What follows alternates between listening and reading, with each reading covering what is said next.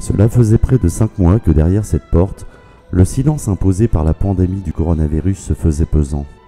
Mais depuis quelques jours, les archers, cuivres et percussions de cet incroyable orchestre ont bel et bien repris droit et possession du lieu. Al-Nour Wal Amal, c'est le nom de cette formation égyptienne extraordinaire de musique de chambre, composée exclusivement de femmes musiciennes malvoyantes. 5 longs mois d'arrêt durant lesquels ces femmes ont dû renoncer à toute vie sociale, elles pour qui la musique représente tout. Le coronavirus était pour moi comme la mort. Tout était arrêté. Parce que pour moi, la musique, c'est une part de ma vie.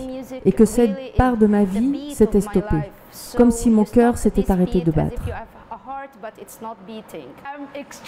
Oh oui, je suis extrêmement heureuse. Je sens que je respire à nouveau. Je suis vraiment heureuse. Je suis vraiment contente. Je sens que ma vie reprend comme avant, que maintenant je revis à nouveau. Bien que l'orchestre ait été au cours des dernières décennies une étoile du paysage musical avec des centaines de concerts en Égypte et des dizaines de tournées à travers le monde, cette reprise n'en est pas moins compliquée malgré l'enthousiasme. Par mesure de précaution, l'orchestre composé de 50 membres est divisé en 2 groupes, chacun répétant une fois par semaine de manière dissociée. Distanciation physique, port du masque, relations interpersonnelles limitées et déplacements déjà contraints par le handicap, les retrouvailles ont un goût particulier. Ceci n'est pas l'orchestre entier, mais la moitié de l'orchestre.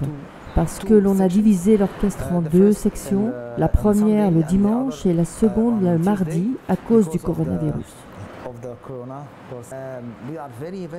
Elles sont très heureuses d'être revenues.